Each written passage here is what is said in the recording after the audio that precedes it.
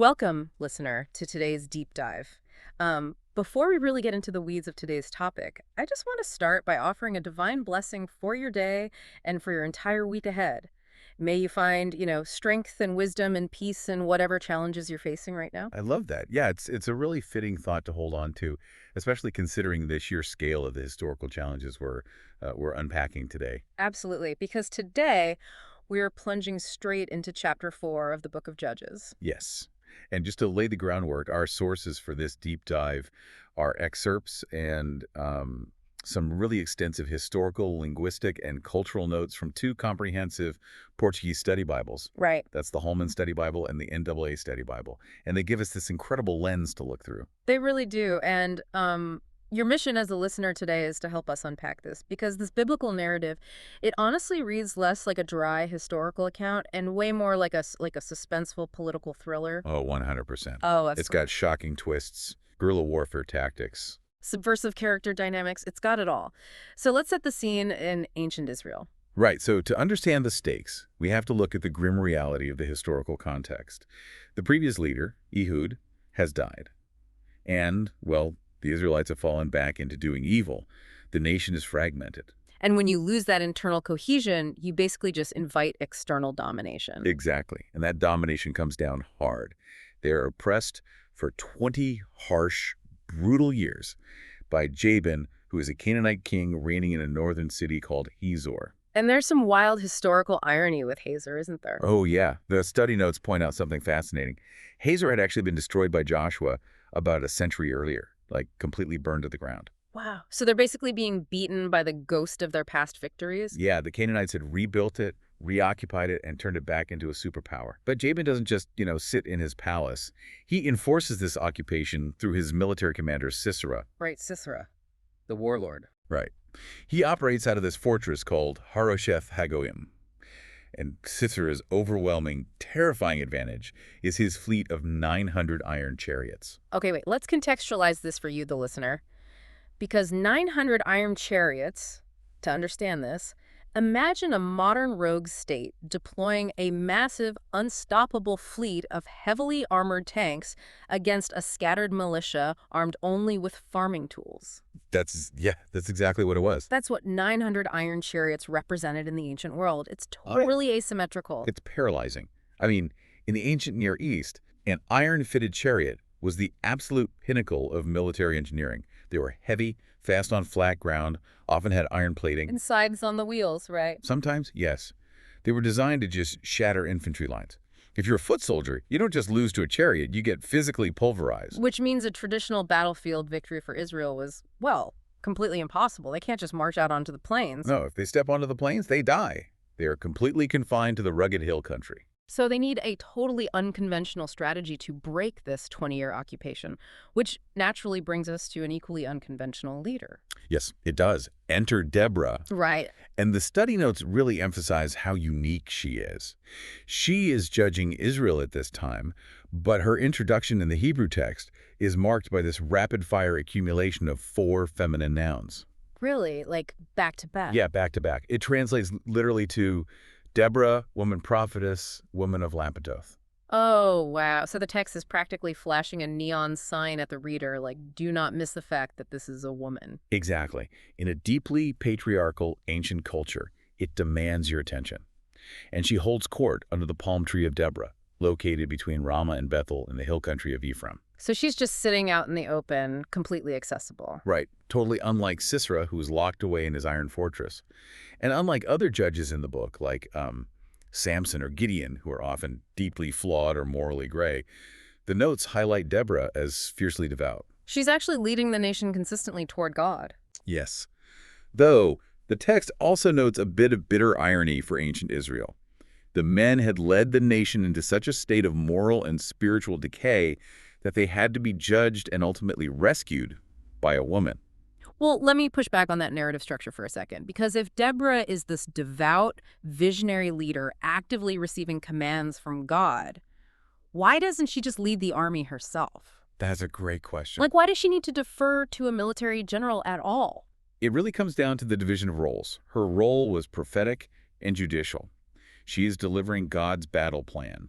essentially. She's the strategic architect, not the one physically wielding the sword. Ah, okay. So she has the plan, but she needs someone with the tactical know-how to execute it. Right. To actually muster thousands of tribal warriors, she summons a general, setting the stage for what becomes a highly ironic partnership. Okay, so she calls in Barak. Yes, Barak, son of Abinoam from Kedesh Naphtali.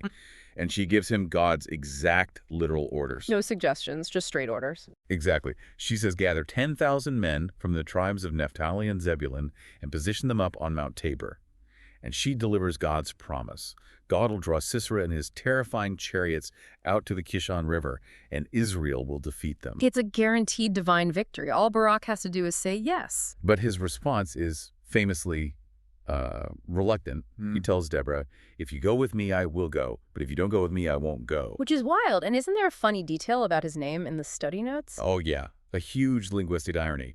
Barak's name literally translates to lightning. Lightning, but he is dragging his feet. His response is incredibly slow and timid. He is terrified. It's like a CEO refusing to pitch a massive make-or-break client unless the company's visionary founder sits right next to him holding his hand. That's a perfect analogy. He just lacks the confidence to move on the word alone. And Deborah agrees to go, right? But there's a catch. A huge catch. She warns Barak that because of this hesitation, because of the path he has chosen, the honor of the final victory will not be his. He loses the glory. Right. She prophesies that God will deliver Sisera into the hands of a woman. Wow. So Barak accepts this. He finally gathers his 10,000 men on Mount Tabor. And when Sisera hears of this, he totally takes the bait. He does. He probably thinks, finally, they're out in the open.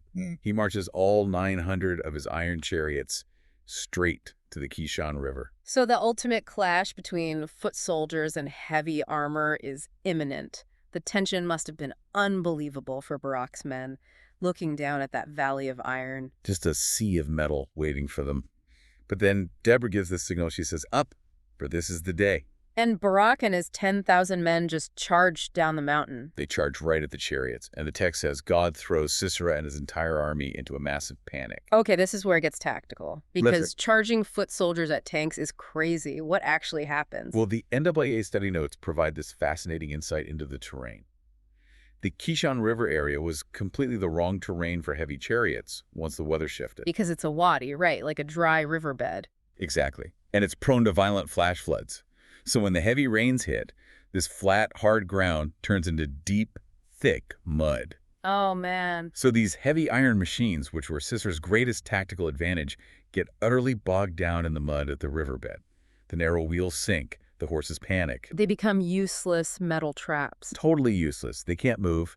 And Barak's infantry, who are light and mobile, just swarm them. Isn't it fascinating that the very thing that gave Sisera his power, his cutting-edge heavy iron chariots, became his absolute downfall the second the environment shifted? It's the ultimate tactical irony. His greatest strength was literally turned against him. And the aftermath is just a complete rout. Total wipeout. Yeah. Barak's forces destroy the entire Canaanite army. The text is clear. Not a single man is left standing. Except, well, Sisera himself. Right. With his army decimated and his text stuck in the mud, Sisera does the only thing he can. He abandons his invincible chariot and flees on foot. Running for his life, covered in mud. He heads toward what he believes is a safe haven.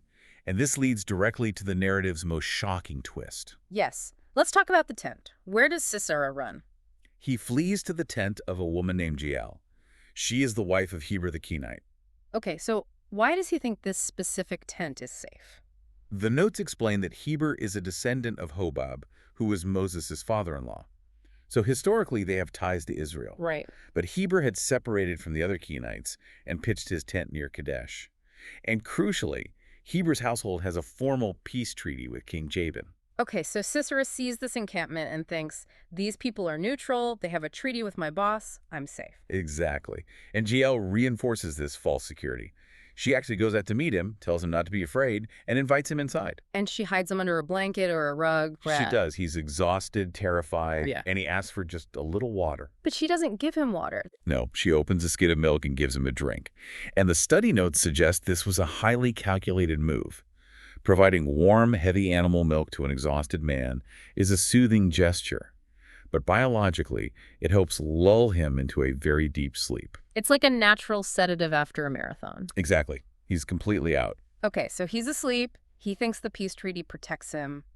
But then what happens? When she is certain he's completely asleep, Jael takes a tent peg and a hammer. A tent peg? Yeah. Ugh.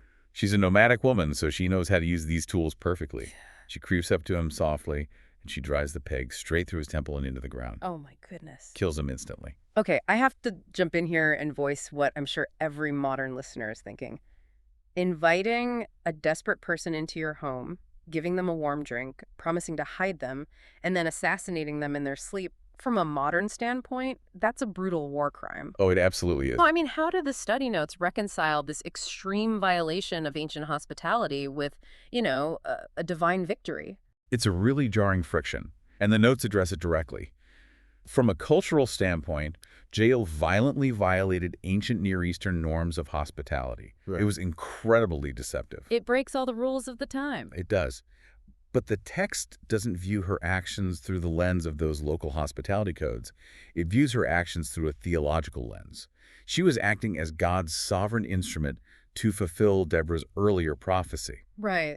Barak hesitated, but Jael didn't. Exactly. And when Barak finally arrives in pursuit of Sisera, Jael just walks out and simply shows him the dead commander. Wow. So Barak gets the sweeping military victory, but a woman gets the ultimate glory of defeating the enemy leader, just like Deborah said. Just like she prophesied. That is just an incredible sequence of events, and this decisive victory ultimately allowed the Israelites to just keep pressing their advantage, right? Yeah, the back of the occupation was broken. They kept pushing until they completely destroyed Jabin, king of Canaan. Well, as we wrap up today's deep dives, I want to leave you, the listener, with a final thought to kind of mull over on your own.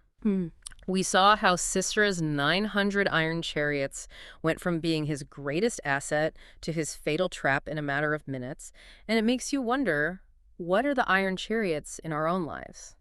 That's a great question. Right, like what technologies or wealth or status symbols do we rely on thinking they make us totally invincible, only to find they might actually drag us down the moment the landscape of our life suddenly shifts? It's definitely something to think about. Absolutely. Well, that's all for today. Thank you for joining us. God blesses all the listeners.